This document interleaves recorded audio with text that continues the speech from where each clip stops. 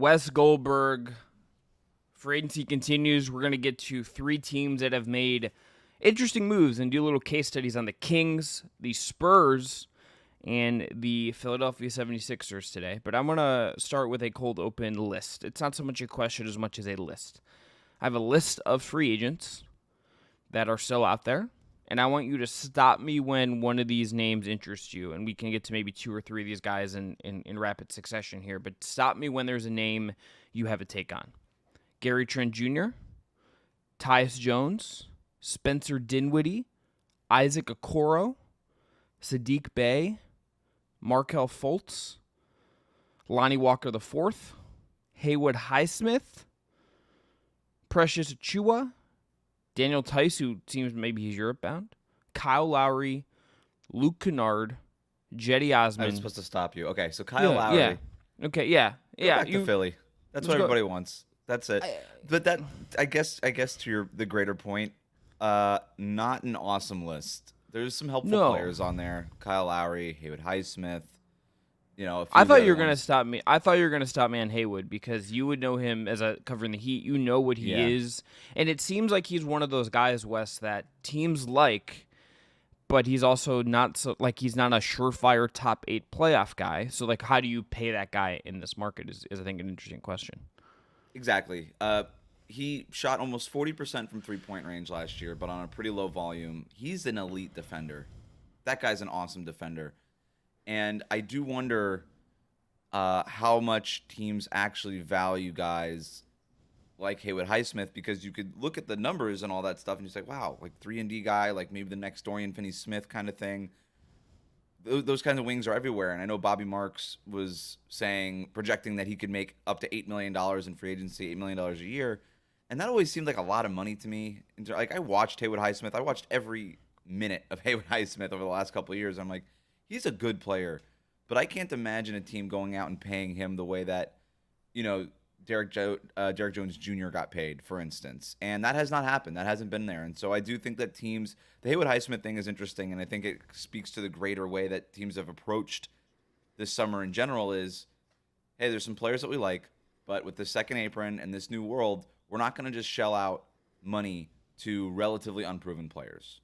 Yeah. And we're going to try to get these guys on the minimum. And the money's just not out there the way it is. Even if you look at the free agents who have switched teams, it's not that inspiring of a list outside of Paul George and some other names that we'll get to later. But it's been a pretty dry market for free agents in general. And I do wonder if it's been one summer of the new CBA, and I think there's an adjustment period, but it's something I'm monitoring going forward, the next few years is free agent. Did the new CBA kind of kill free agency?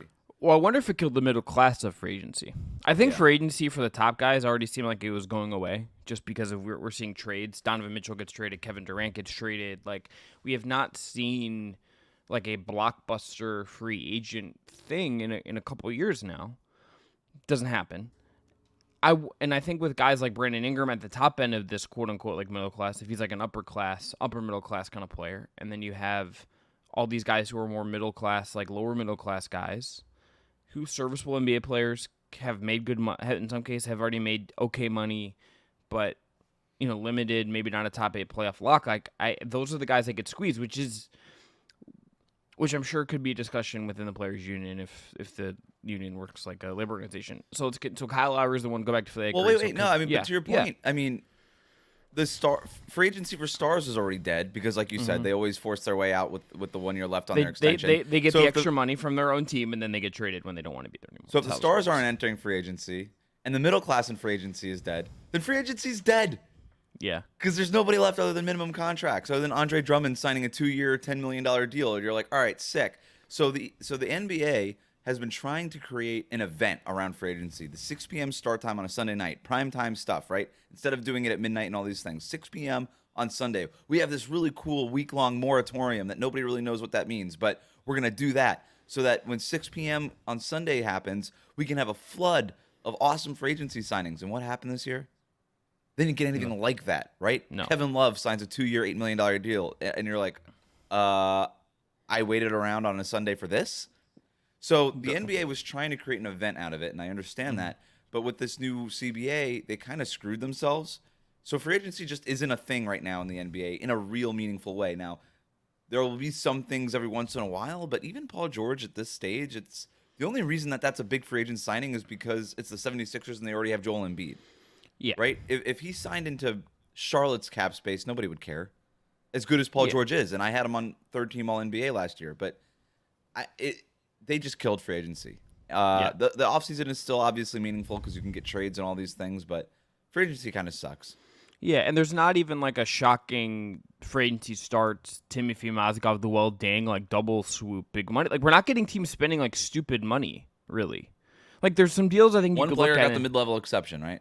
D'Anthony Melton. Yeah, I think he's the one guy that got the full mid-level so far.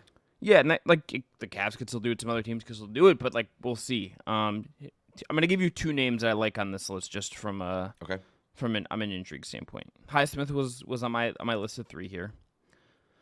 I'm gonna go Okoro just because I think that guy is in the same class as Highsmith, whereas like you look at the numbers, and he's good, he's solid, not great. I think Cleveland hasn't done a great job of really rounding him out, which I think makes him tricky to pay a second contract to. Sounds like he might be signed and traded somewhere, but I like that guy. I think he's tough. I think he's also a 6'5" wing.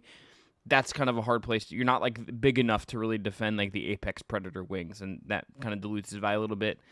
And the last one that I'm going to look at is Precious Achiuwa, because I just feel like the Knicks still need to bring him back.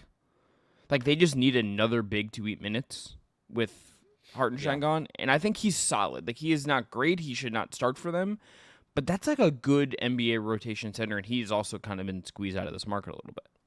I've always had a soft spot for Precious Achiuwa, even coming out of college. I always have a soft spot though for the undersized centers who play really hard, and who are versatile-ish. You know, I don't know why I like these players. Maybe it's just my love for Montrezl Harrell back in the day I just got connected to those kinds of guys. But I'm with you.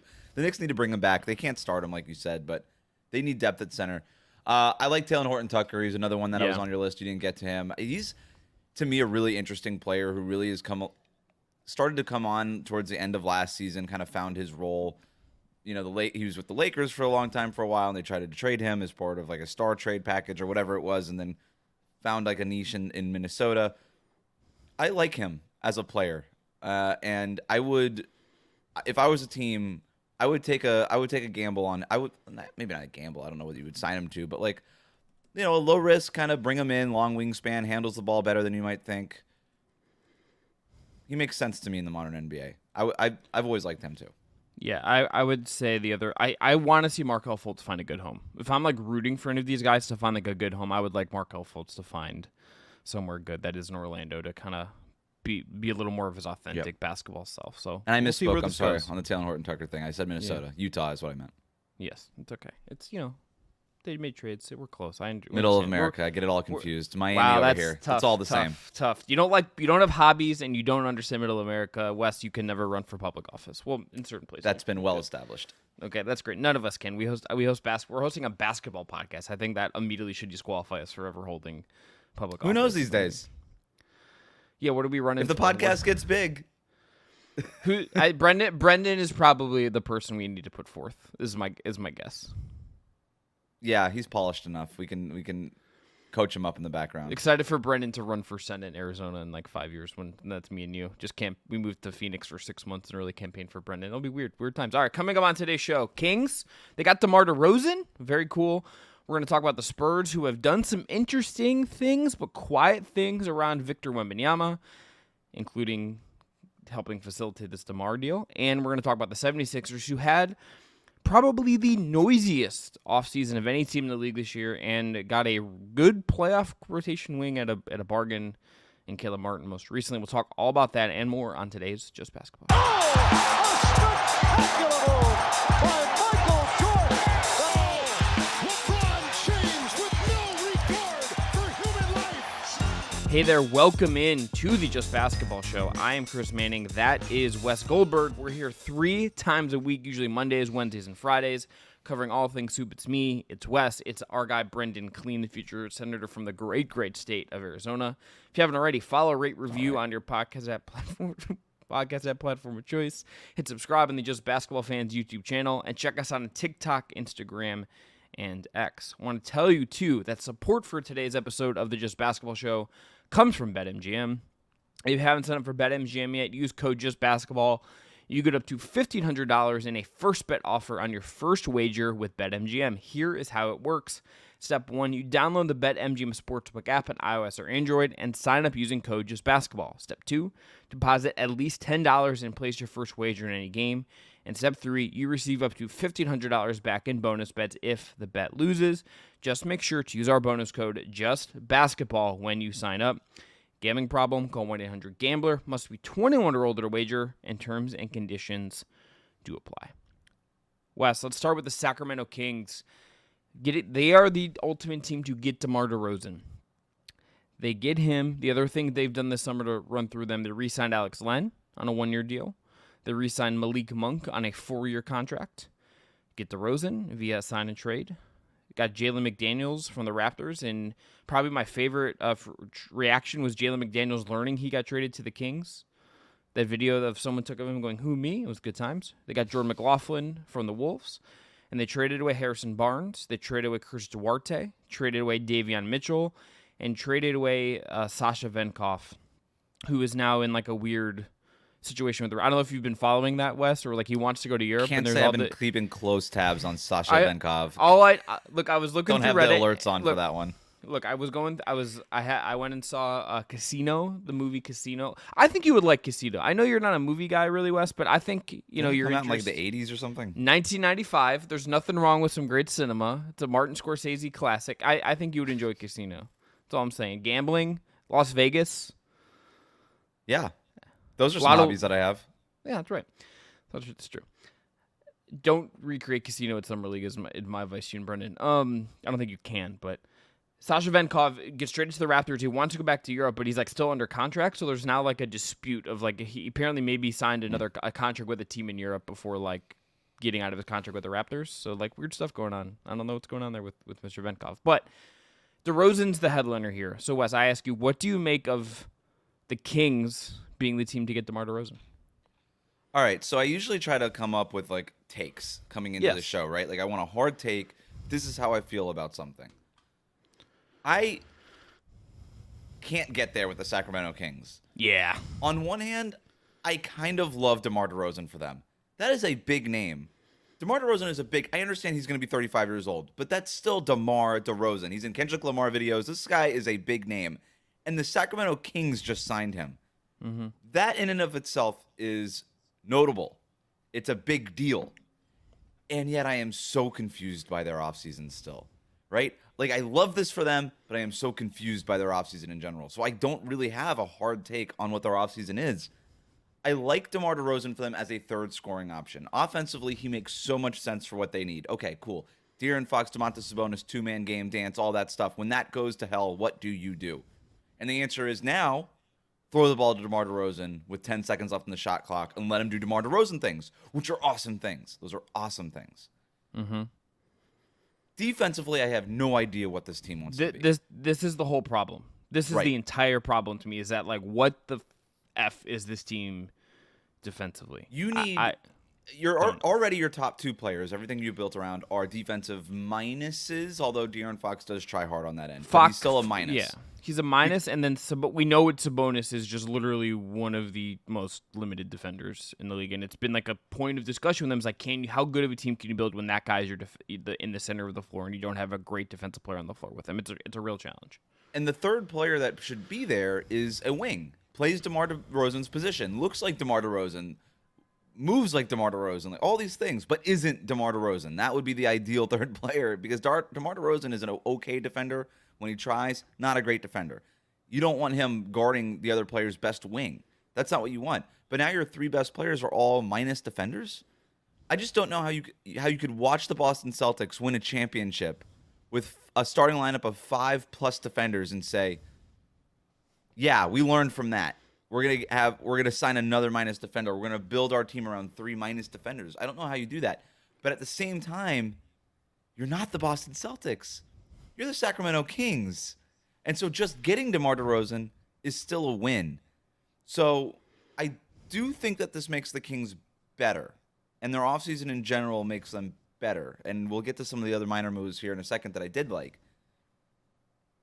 But if the expectation is to build a championship contender, to me, this team maybe has the hardest ceiling of any real contending team in the league. Any playoff team in the league. I feel really good about that team winning games in the regular season, and I know that they're not going to make it to the Western Conference Finals. Like, I know both of those things are true. This team can easily win 55 games, to me, right? If they get on a roll and they get some good health and things like that, this team can win 55 games in the Western Conference in the regular season. This team does not make it out of the second round in the Western Conference playoffs. I feel really strongly about both of those things. Yeah, even the first round, I think, the matchup dependent could just be an absolute nightmare for them. Like, I think they're not going to be able to defend anyone in a half-court playoff setting at a high enough level to do this. I had two thoughts about this. I went back and looked at some defensive numbers from the last couple of years. Their breakout year in 2022, 2023, they are 8th in point differential that year, 1st in offense. They were 25th in defense, 117.3 defensive rating that year, bottom 25th in the league, so like right near the bottom. Last year, point differential drops to 0.8. Offense drops off a little bit to 116.9. And the defense is a little better but it's still at 116.1, half a point worse per possession than league average. It's in line 14th in the league. Yeah. Have it at 18. Cleaning the Glass has it as 18th for what that is worth. Slightly different numbers. So they eliminate garbage time, so that's even a better. Yeah. So that's in line with teams like Milwaukee, Brooklyn, the Spurs. Dallas is right around there with them. But so if you're going to play this way, like, sure, you can. If you want to say, okay, look at Dallas, they're just all offense. They're all offense all the time. Dallas has a couple guys who can switch. They got Derek Lively. They got PJ Washington. They added guys who at least like know how to have a pulse on the defensive end and can fight and can battle. They had Dante Exum on their roster. The Kings, like, this is like asking now the world of Keegan Murray to like anchor a whole defense. Right. Like they're going to run out good 5-man lineups of like that are going to score like awesome in Fox, Monk, Murray, DeRozan, Sabonis. Those offenses are going to be that's going to be an awesome offense to watch. I love this like little swerve for them and getting a mid-range maestro in DeRozan, a guy who's going to add a different like look to their offense and allow them to play a slightly different style. I think that is good. They're just never going to be able to defend anyone at a high enough level to sustain this. Like they're going to need to win games like 135 to 125 or 128. Like it's going to be that kind of season. That's what this feels like. Yeah, and I'm glad you brought up the Dallas Mavericks because that's kind of the team I thought of too when I was looking at how this roster is sort of built here. Is, maybe the Sacramento Kings didn't look at the Boston Celtics. They said, we can't do that because our two best players are minus defenders. But maybe we can look at the team that represented the West in the finals, and maybe we could do that, right? Where we're built around, again, two minus defenders, but maybe we could just win games with offense. And then you mentioned Keegan Murray. I like that they added Jalen McDaniels this offseason. I like that they drafted Devin Carter as hey, we kind of had the right idea with Davion Mitchell, but let's get the actually good version of that and go get Devin Carter. I like that for them a lot at 13. But they're going to be asking a lot of Keegan Murray, Jalen McDaniels, and Devin Carter, and De'Aaron Fox for what it's worth. And it does remind me a little bit of what Dallas did last year where they said, you know what? We're asking a lot of Derrick Jones Jr., and we're going to just need Luka and Kyrie to not be complete minuses on that end. And if we could do that with a good scheme and the right coaching, then maybe we can put a decent enough defense on the court. I still think Dallas has better defenders. I think the fact that they have Gafford and Derek Lively at center just makes them a inherently better defensive team than the Sacramento Kings can be. But it's a similar sort of ask in terms of what this GM and the organization is asking of Mike Brown and the rest of the roster is we don't really have a top defender, but we're just going to need everybody to sort of collectively step up and for Mike Brown to coach it up a little bit. And Mike Brown is a very good defensive coach for what it's worth. Yes. Like them being 14th in the league in defense last year was a win.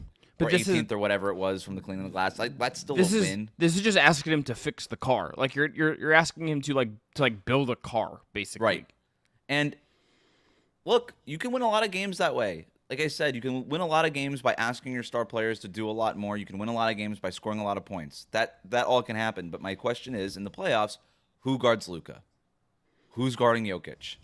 Who's guarding these guys?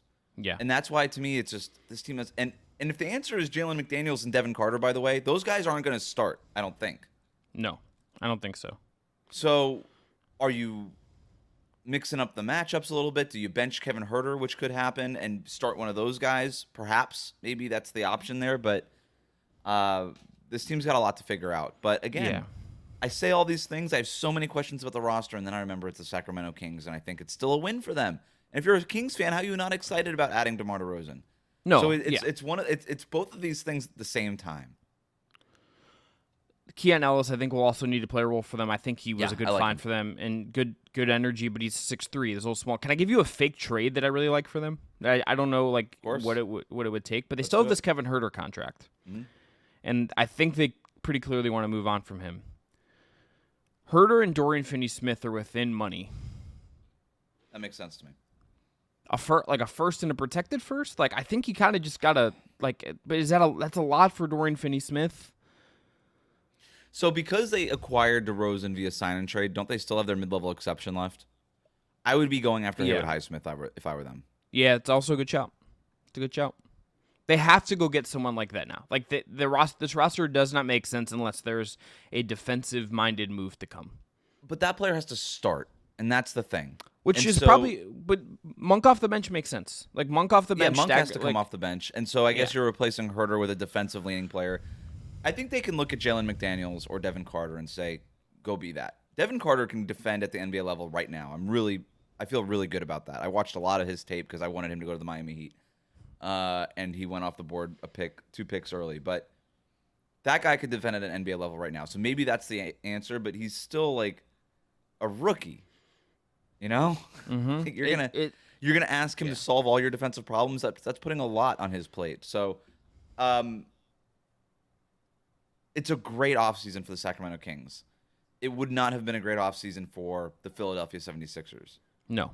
And it sucks to kind of talk about NBA teams that way, but you do have to take all of this stuff in perspective. I'm excited if I'm a Kings fan, but I also know my expectations probably aren't going to be that high, right? They can't be. Let's talk about this a little bit more affirmatively with DeRozan specifically, because I think he deserves the look here. Yep. As we talked about when he was still a free agent, Wes, this is a guy that's gotten better as he's gotten older as a mid-range guy. There are few guys in the league who I look at and think that guy have better footwork than him as a perimeter guy, as a scorer to get inside, use his frame well, play within his strengths. If you want to say anything about DeMar DeRozan, that guy knows what he's really great at, and he plays to its strengths to a T. And that is not something a lot of NBA players do. A lot of NBA guys think they can do more than they actually can. DeRozan happens to be really good at this one thing, but he also plays to it, and it shows in the way he goes. Even if I think it's going to take some time for this all to kind of, the way Fox plays is, I think, going to be a little out of time with DeRozan. I think, he is going to fit really nicely as just, a different change of pace for their offense. And I think, if you're saying, okay, we have to evolve, and this is the best avenue to evolve, if you want to make that argument for this move and say the way we get better is to diversify how we score and lean into our strength even more and go for it that way, I think that's entirely valid. I agree with you on what the cap is on this, right? What the maximum this could be, I think we can kind of foresee that. But in terms of in the avenues they had to improve their team, this makes sense. This does make sense to me. Even if it's going to take some time, even if I think there's a big task ahead of Mike Brown, I do like the way that they're going to diversify their offense here, because I think after 2 years of kind of doing the same thing, you had to do something. Either you needed Keegan Murray to become great on ball, or you had to go get DeMar DeRozan. And it feels like this is the safer option if you're trying to win right now. Right. This was not a team that was in the neighborhood for Paul George, right? This is not a team that could have maybe traded for Jimmy Butler or something like that. This was the best option available to them, and it's a good one. Yeah, you know what I mean? I really hope it doesn't sound like I was sort of pooing on their offseason, because I do like DeMar DeRozan a lot for them. And it feels like we're at a 6.5. If this is a 10 is the max, we're a 6.5, 7 out of 10 in terms of excitement. Or unless you're higher. I'm excited to watch this team, because I don't care whether or not they win or lose. So I'm really excited to watch this offense go to work, because you're exactly right. This offense plateaued last year. Teams started to figure out the two-man game between Fox and Sabonis. They needed a change of pace. Keegan Murray really never got there. They did stress test him early in the season. They tried to get him on ball more. They designed a lot of actions for him. It didn't really work. He's still there, though. So that can come along, but now when you add a DeMar DeRozan, it buys Keegan Murray some time. You don't have to rush that development. You can let him go at his own pace because now you do have a DeMar DeRozan. And by the way, he could probably learn something from DeMar DeRozan. I don't think he's going to become sort of the mid-range footwork guy that DeRozan is, but there's still something to learn from him.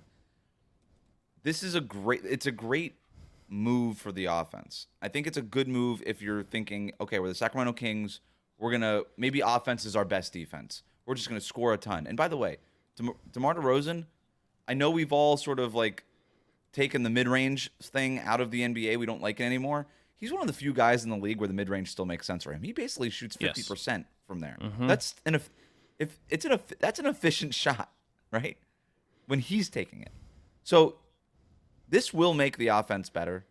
It will give them something to go to right as soon as, because what they would bog down in is, hey, when that two-man game, when the two-man action between Fox and Sabonis didn't work, that offense would get bogged down. Now they could just throw the ball to DeRozan with 15 seconds on the shot clock and say, bail us out. Yeah. And that's been really good offense for a while. So I like that for them. I really like this for DeMar DeRozan, too. I think we do need to cover it from his side of things. Yes. Because he's had a really interesting career.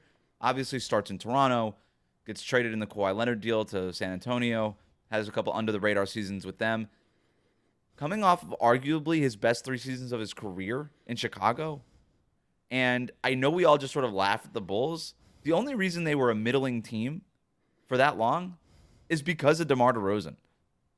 There was nobody else on that roster, save from Kobe White kind of coming on in the second half of last season, that was any good.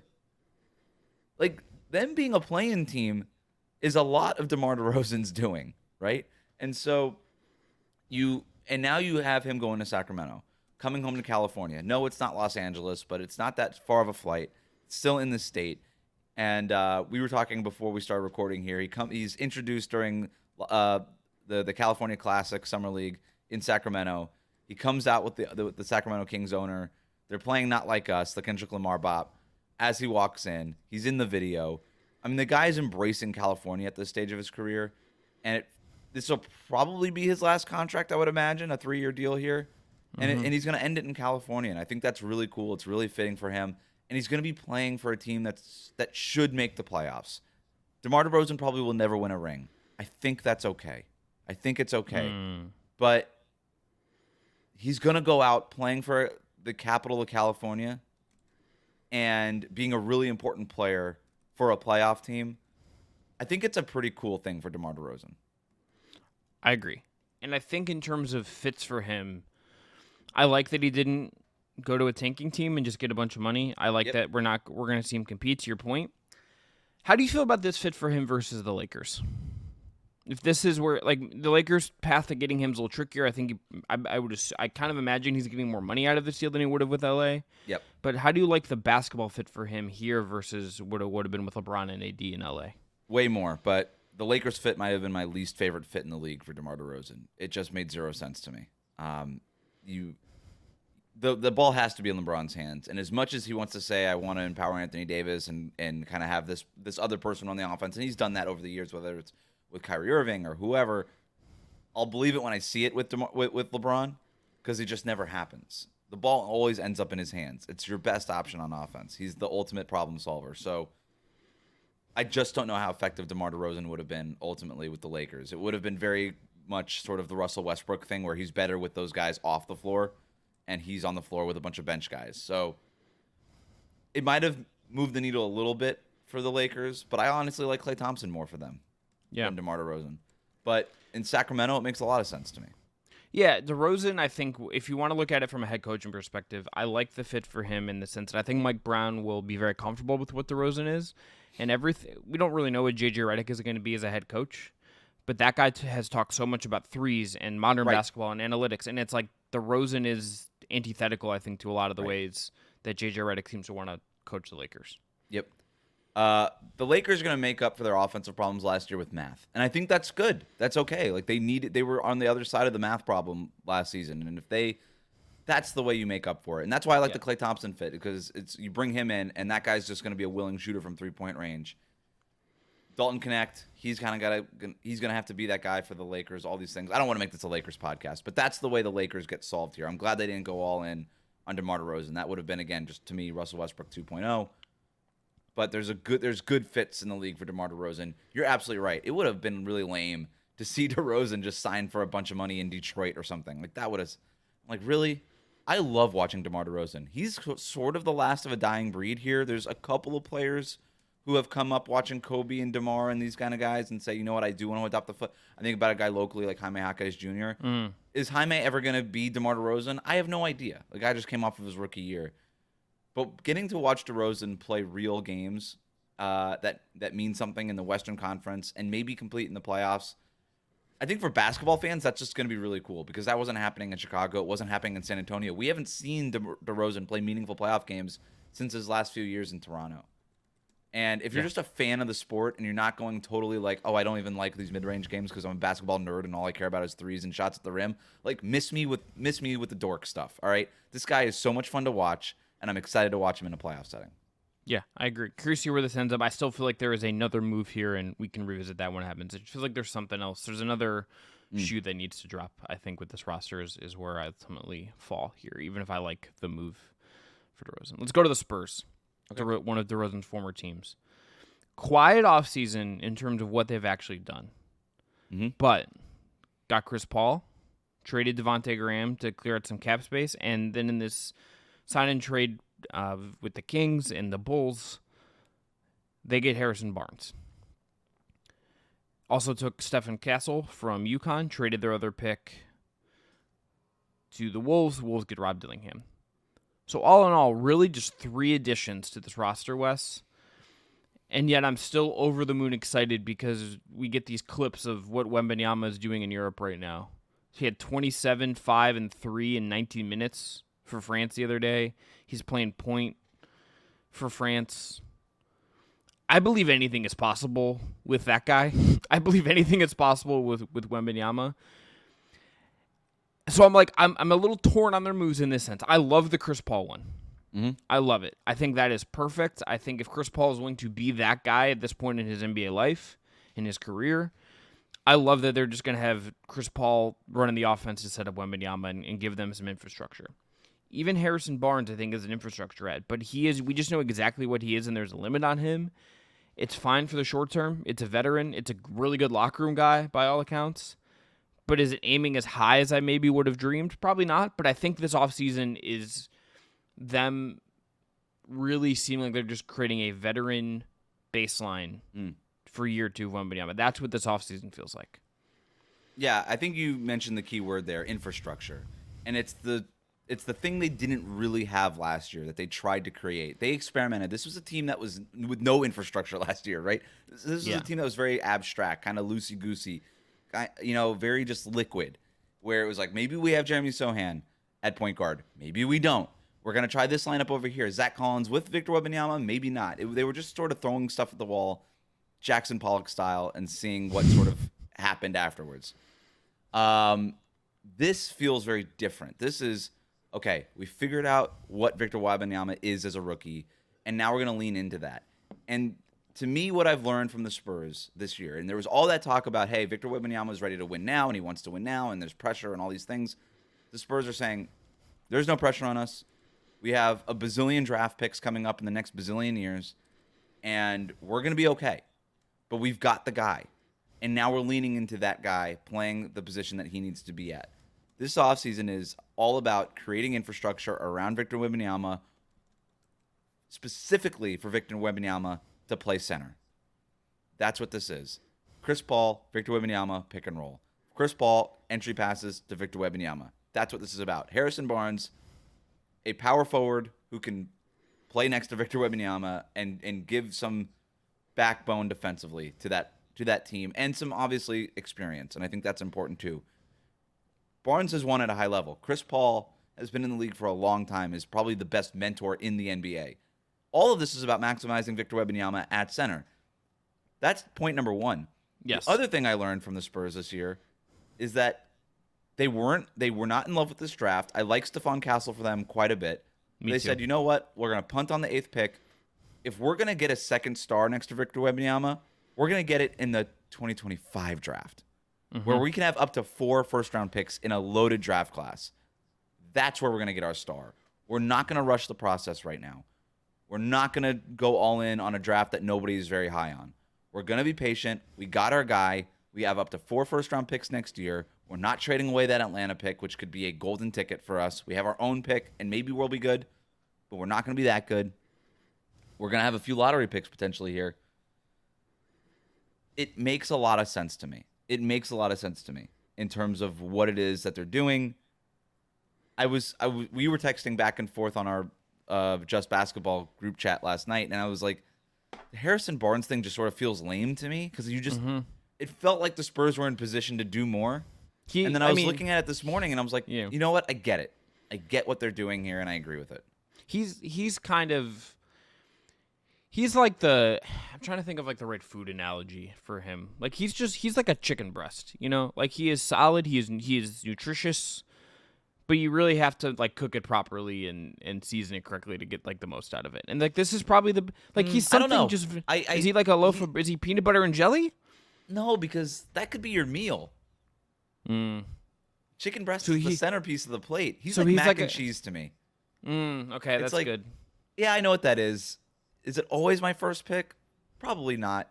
But every once in a while, you could talk me into it. Yeah. It's good. It's kind of it weighs you down a little bit, but it's fine and it's good. Hard ceiling on the mac and cheese experience, right? You're not going out and doing things afterwards. No, you need a nap.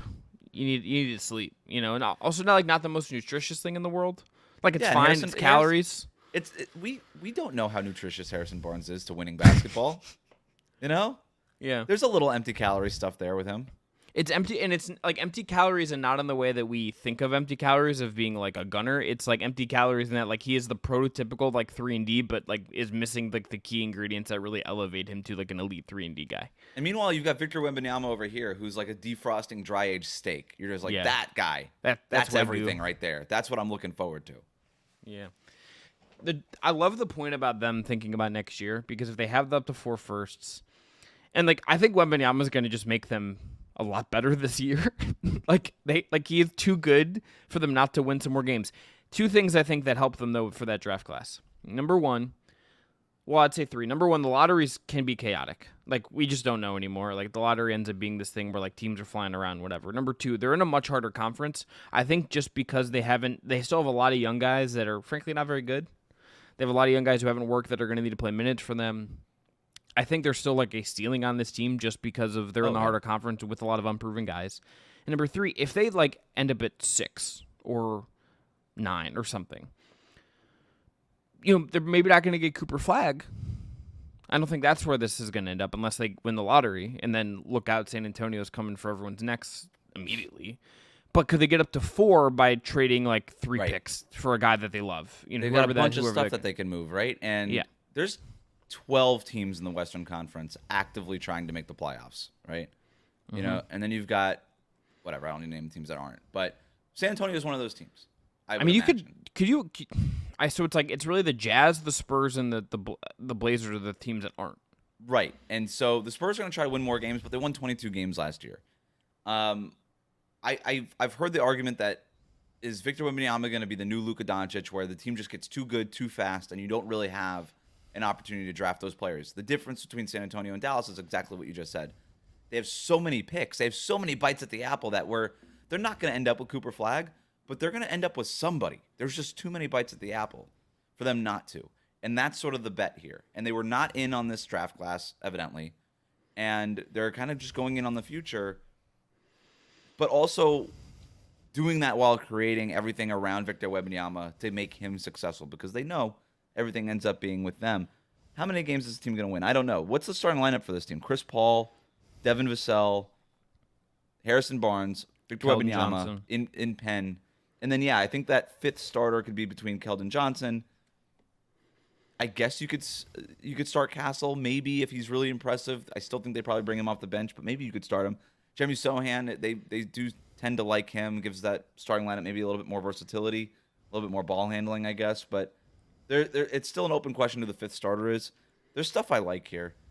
I really like. I'm pretty high on Devin Vassell as a fit with Victor Wembanyama, but I don't know if he's going to be like the championship level number 2. Maybe he's more of a championship level number 3 if he hits his ceiling.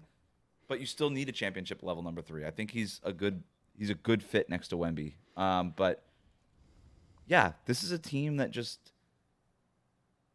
you don't have to do everything right away. In other words, and this is a team that's just taking right steps, and they've just kind of created the railroad tracks for themselves this summer. That's sort of how I think about them. Right? Is let's get the train on the track and let's start moving. But we don't have to get to our destination right away.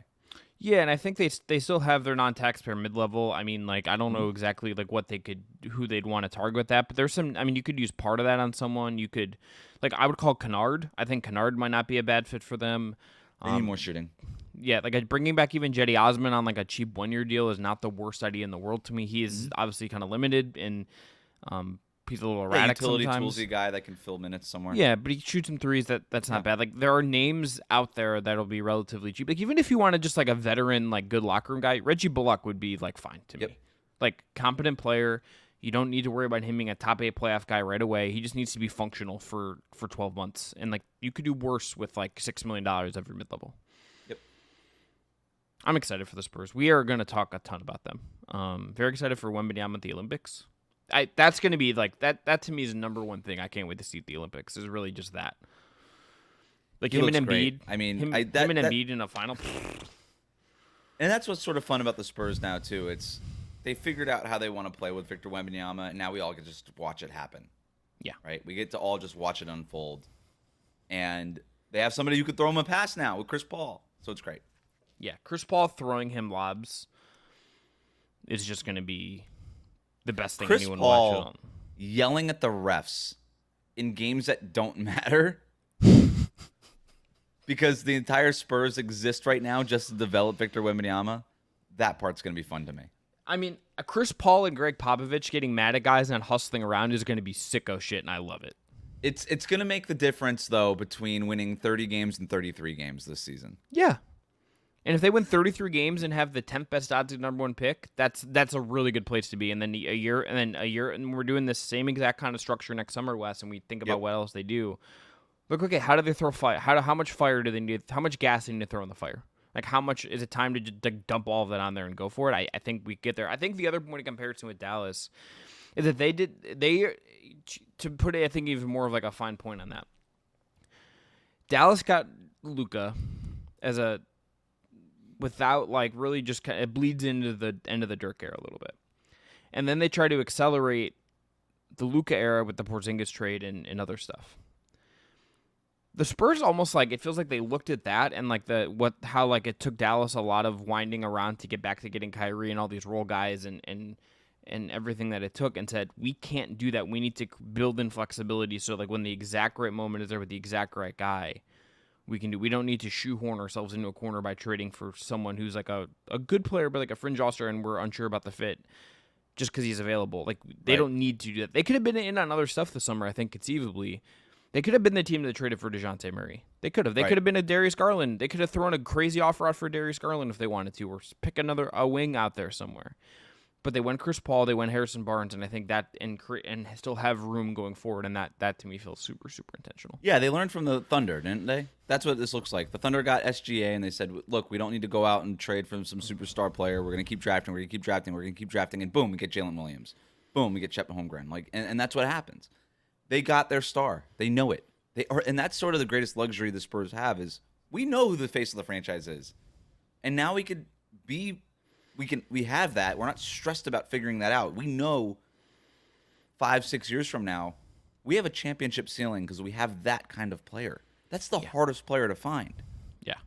Now, like, what are we going to rush this for? He's not ready to win a championship now. Like, what are we doing? No. So, like, to me, the Spurs... They could have Houston Rockets this, and that would have been a mistake. And I'm glad they didn't. I'm glad that I like what Houston did, but also I don't look at Houston and say, yeah, they've got their championship level star. I like Alperen Sengun. I don't know that he's the best player on a championship team a few years from now. I have no idea. He could develop into that, but I know that that's going to be the case for Victor Wembanyama. So you don't necessarily have to do these things. I think for them, patience is going to be key. Does Stephon Castle ultimately develop into a true kind of point guard? We'll see. I would guess that Victor Wembanyama's running mate, like the number 2 on the Spurs championship team, if that ever happens, is not in the league right now. Not in the league yet. They're going to draft that player over the next few years. And in the meantime, they're going to provide all the things that they need around Victor Wembanyama for him to be as successful as possible. And I think this is a good route. You mentioned like a DeJounte Murray or Darius Garland trade or all these things. I'm glad they didn't do that. The Chris Paul thing to me might be my favorite free agent signing of the offseason because it's that perfect middle ground. He can be that guy for a couple of years, and then you go find that guy later in the draft probably. You don't have to go trade a bunch of stuff for Garland or Murray, who are good players, but probably not the needle movers who you need. I think I might get a Chris Paul jersey. Spurs jersey? Jersey. You could put a pretty good collection of Chris Paul jerseys together. Yeah, I think I got to. I think that would be good. I think that would just be Wes. I don't know if you when I go to the gym I sometimes see guys working out in NBA jerseys. Like they'll cut them off. They're wearing a t-shirt. The three most common ones I see in Cleveland, Ohio: Jimmy Butler, Miami. Okay. Jimmy Butler, Bulls. What? This is one guy. I've talked to him. It's an interesting guy. Oh, okay. So it's just the one guy. He just loves Jimmy Butler, and then a lot of LeBron, both Cleveland and Lakers. LeBron part makes sense to me. I don't know how the sleeveless jersey to me is just a cut off T-shirt, so that's okay. That's an okay gym look. If you got the biceps, show off the pythons. You you need some air, right? Yeah. Like you want some of that mobility. If it's an upper body day, if it's a push day, you need some of that. But the working out in the jersey thing, it's crazy. Makes zero sense to me. And in Miami, I see some basketball jerseys. You see a lot of soccer jerseys. Yeah, I don't get that. With Those the are sleeves. That's crazy. That's Like, crazy. Those are working out in the messy jersey. I don't get that. Those are soccer jerseys are constricting. I wear a soccer jersey every once in a while. I'm looking at one right to my left right now. It's a U.S. national team women's kit, and like that's too tight on my arms to work out in. I want a little room to Humble breathe. brag. What? Too tight on the arms, bicep brag. No, it's just, dude. That's not because I'm jacked. That's because I'm chunky. Like I'm a little thick. Like that. That's it. That's not a humble brag. That's just a fucking self-own. Is what that is, Wes. Okay. That's not fucking shit. Let's talk about the Sixers. Big summer for them. In terms of teams that made crazy moves, I think that's Aaron West. I want to start with a list. Okay. All right. Let's rank the top 5 teams in the East next year. Right now, before we get into this discussion, because I think let's set the table for where we think Philly's at. I'm gonna give you my 5, and then you can tell me if I got something wrong. All right. I have my 5 prepared. So all right, let's see if they match. All right, let's just go back and forth. 1, Celtics. Yep. 2, I have the Knicks. Nope. You have Philly 2? Yep. Okay. I'm open to Philly at 2. We can talk about it. I got a little scared about the health. That's literally the only reason why. Okay. So 3 I have Philly. Yep. Okay. This is where I think it gets weird, and this is slight homer, but I'm really down on a certain other team that maybe has the second best player in the world. I swear to God, if you say Cleveland at 4. Do you have Cleveland at 4? No. I have the and Bucks. You should not. I have the Bucks. I have Milwaukee. Though. I'm just scared. All right. I'm really scared. Of course. I have Milwaukee, though. That's the right team. And then I have the Cavs at 5. I have the Pacers. I have the Pacers, the Cavs, the Pacers, and Magic on my list are technically too early 5. for the Magic. No, but it's like too. But it's like I watch a lot of League Pass. Yeah, No. It's way too early on the Magic. It's really leaning into the KCP, like it makes them functional thing, which is tough. Yeah, but it's like, pass pick. but I think that's like a bracket of 3 teams, and I think I could see Cleveland or the Pacers like jump frogging the Bucks if things get weird this year. I do not have any faith in the Bucks. I agree with the tier. You have to put Milwaukee in the top 4 because they have Giannis, and I think we just forget how good Giannis is sometimes. Yes. And Milwaukee won a lot of games last year. People don't remember that because it was so chaotic. It's going to be less chaotic for the Bucks. I have Boston, Philadelphia, the Knicks, the Bucks, and the Pacers. Do we want to talk about the bottom part of that, or do we want to argue Knicks, Sixers first? Let's argue Knicks because I think that's the point of this thing here. That's how we got here. Okay. Yeah. So I did, that's the normal back and forth. Do I like Philly? Do I like the Knicks? I don't think there's any doubt that Philadelphia's ceiling is a lot higher, and I think you pretty much said that, but you're worried about Philadelphia's health, and I hear that. I get that. Because they could be my second favorite team in the East come playoff time, but like the 5 seed. Yeah, for sure. Depending, if Joel Embiid misses a month, that can definitely happen. Paul George misses a month. Like, I have a hard time baking in the health part. Like, I do understand it from a... If we were doing, like, a BetMGM odds, Yes. the Knicks would be closer to Philadelphia than they probably should be because of the concerns about Philadelphia's health. There is zero question that Philadelphia's roster is far superior to the Knicks roster. Zero question. Mm-hmm. It all does come back down to health. But the Sixers just have such a high ceiling. And my problem with the Knicks is, as much as I love their offseason, my two concerns with them is, are we sure Jalen Brunson is this dude for a long time? He had an amazing season. Mm-hmm. Would it be that surprising if that was the best season of Jalen Brunson's career? No. When he hangs him up and we like, yep, that was the best season of Brunson's career. No, it wouldn't be. Also, I love Jalen Brunson. I think that guy's a baller. I don't know that he's the number one option on a championship team. But the Knicks are kind of built around that, at least for now. My other problem with the Knicks in general is, I like that they're matching up with the Boston Celtics, but they're kind of a worse version than the Boston Celtics, right? And so I don't know that you can beat the championship. I don't know that you could beat the champion at their own game. That's sort of my biggest question with the Knicks. If you're going to beat the Celtics, it feels like you have to do it in a different way, and it feels like you have to do it in the way that the Sixers are built, with specifically Joel Embiid and size. You look at teams that have had success, like the Nuggets against the Celtics, teams with a lot of size that put pressure on the basket and can slow the game down and kind of take Boston out of their game. Philadelphia is built like that, and then you add Paul George to the mix, and that's a wing, so that can match up with Tatum and Brown and things like that. So I like Philadelphia in terms of odds of coming out of the East still over the Knicks, despite the health concerns that we all have, obviously. The roster just makes a ton of sense. Like, top to bottom, this roster now is just like, it is primed for Embiid. It all lines up. You know, Maxey, I think, is ascending in the best way. I think he's going to be huge for them to manage the regular season. Like, that guy played 75 games or something. Paul George was like, they can probably survive some random nights because Maxey's just is cooking and is on a heater and can lead an offense, even if, like, you're going to need to lean on the Embiid part of this come the playoff time. Drummond is a great, like, filler behind Embiid for the 10 minutes he's going to play when Embiid's healthy. But also, like, if you want to play Embiid 32 minutes during the regular season and Drummond plays a little more, you can live with that in the regular season. And he's a good spot start guy if that happens.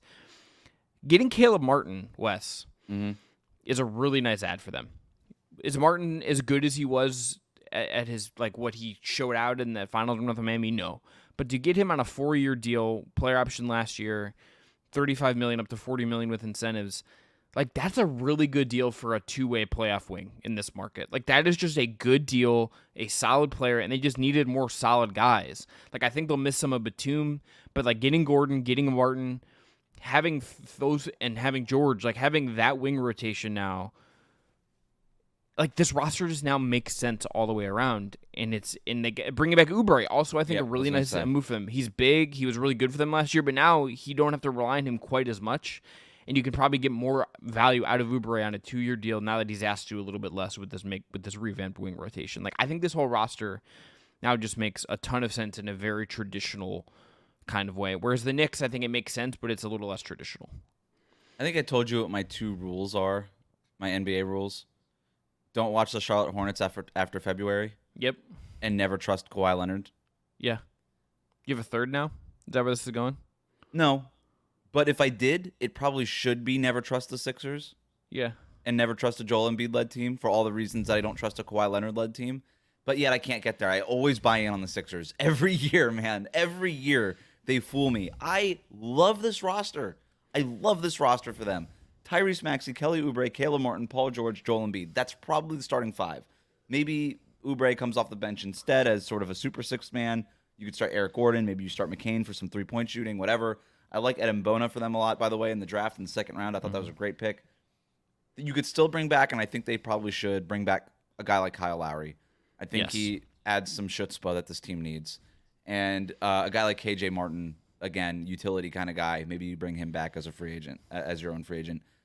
You still need to fill in some of the gaps, but everything that you need is pretty much there. And Caleb Martin was such a great pickup for this team. They got very fortunate that Caleb declined his player option with Miami and declined what would have been a more lucrative extension on top of that player option had he picked it up.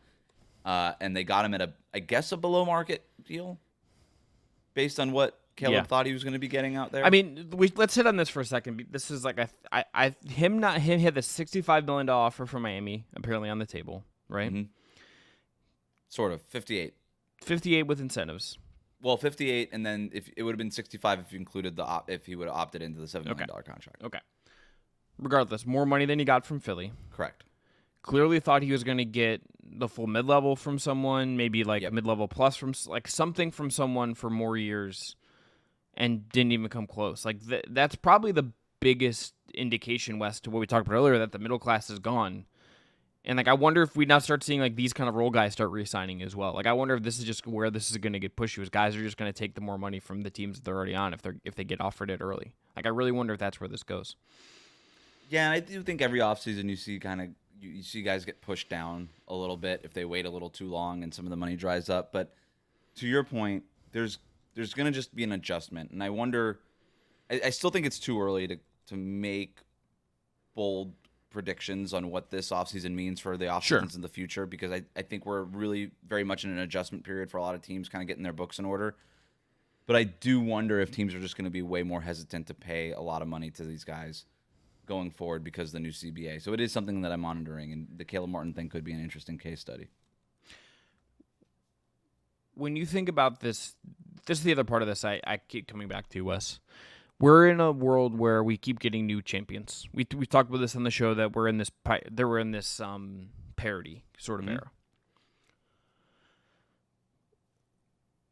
I think that makes all of this makes me feel like maybe more saw this coming. I think maybe the whole league saw this coming, that maybe this is where it's going to be. Everyone sees who wins these titles. But if we think about that being the case, and even if we really like Boston and they won the finals in 5 and were as dominant as anyone in the league this year, I don't think of them as this juggernaut. I think of them as a really good team that is not a dynasty, hasn't proven it yet, obviously.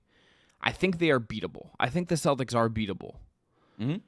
If you told me Philly beat them with this roster this year, wouldn't be surprised. Would not at all be surprised if that's like the outcome we get. And just understanding that they've given themselves the chance to do that. Like I think with Embiid where he's at 30, even if Paul George is 34 and you don't know how this is going to look at the end of it, Maxey on the upswing, the roster that makes sense. Philly is doing everything it can to take advantage of a parity NBA. And if you're a fan of that team, you can't really ask for much more than what they did this summer. And I do not think I could find a better constructed offseason for the 76ers when we come down to considering the state of the league and what's in front of them. Great point. Ideal, maximum, like if you're a Sixers fan and you've just been on the trade machine for 8 months trying to figure out what they're going to do with all this cap space, and you were like, dream scenario, this was the dream scenario, right? Yeah. This is the best case scenario for the Sixers.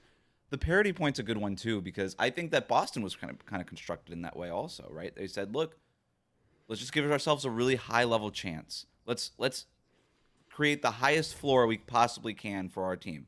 Because I don't think the Celtics ceiling, I think Celtics fans would probably argue this point, I don't think their ceiling was all that high. I think their floor was the highest in the NBA, and that's why they won the championship. And that might be the ultimate goal if you're a team is, let's just create the highest floor possible. And we get a few injury breaks, and we kind of get the right side of the bracket, whatever it is, and now we're playing in the NBA Finals. And in the age of parity, which is basically on purpose built and constructed by the NBA, the way that all the new salary cap stuff works, I actually like this as a betting thing, is never bet on the incumbent. Always bet on a new champion. Who's coming up next? And that's a pretty good argument for maybe Philadelphia to get theirs. Right? Because we've seen teams over the last few years, whether it's Giannis with the Bucks, Jokic with the Nuggets, finally the Celtics getting over the hump. As much as this has been a year, like a last half decade of parity, it's also been a half decade sort of defined by getting over the hump also for a lot of the top players in the league. And Joel Embiid is sort of the last guy who needs to get over the hump. Maybe Luka would be the other one, but they were just in the finals. So it's a pretty good bet to be like, okay, like this has been a lot of getting over the hump stories. Maybe the Sixers are next. I mean, if you're looking at teams in the East to say we could do it, I think it'd be that it's them or the Knicks.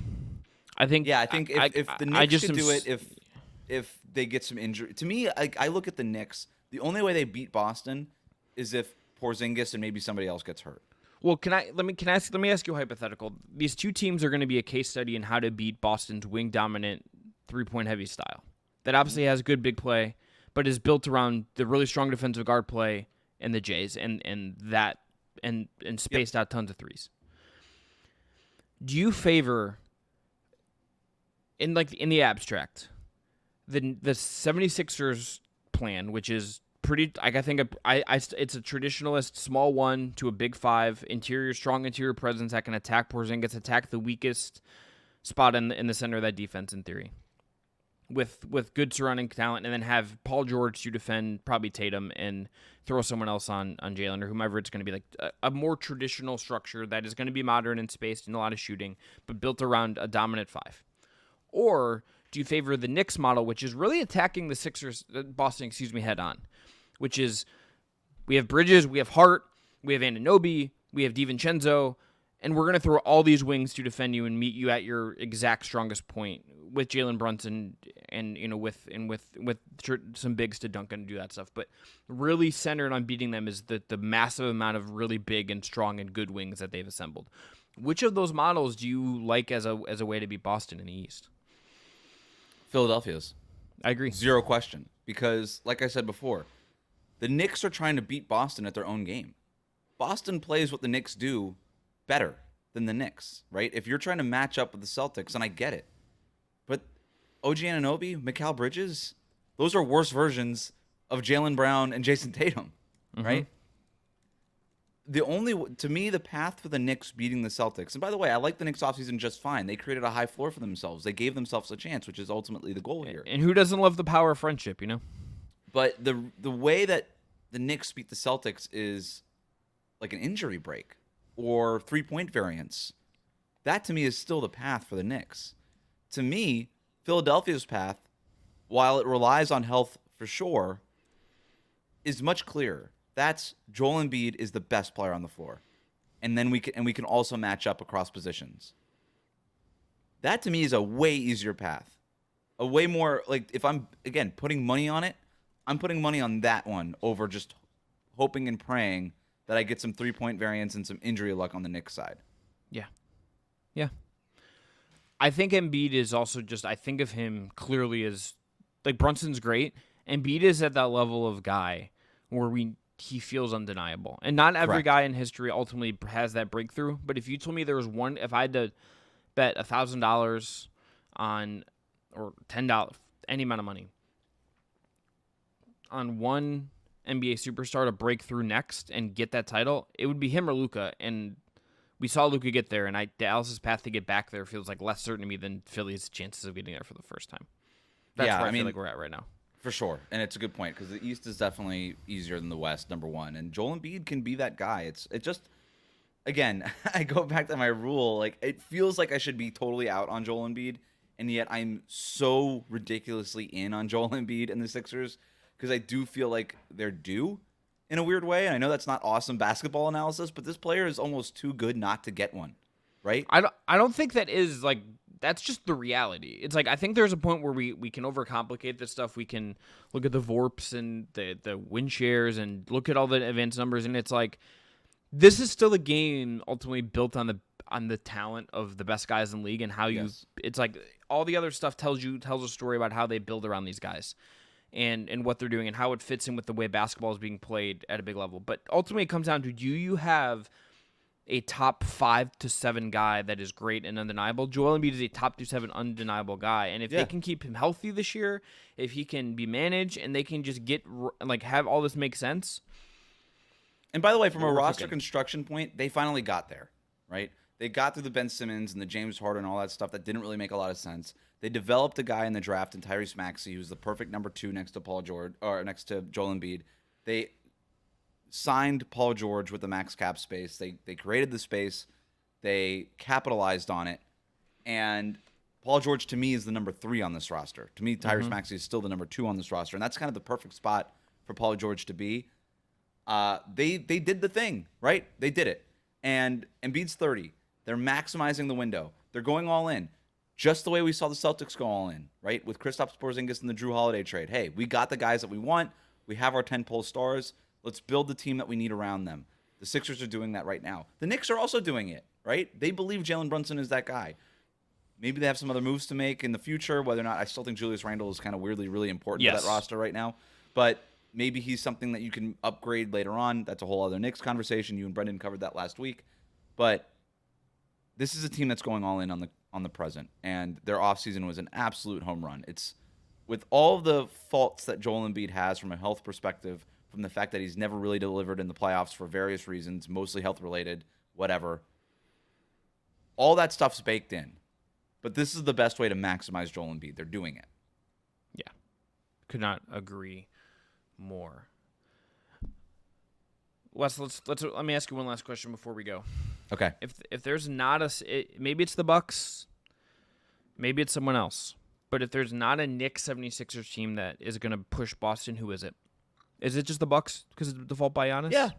Yeah. I'm not writing the Milwaukee Bucks off. There's a lot of reasons why that I could, but they still have Giannis, man. And I do believe that I just believe great players figure it out, and it's too good of a fit on paper for Giannis and Dame to not figure it out. And Giannis could still be the best player in the NBA on any given night, and you just can't write that guy off. So yeah, the answer to your question is the other.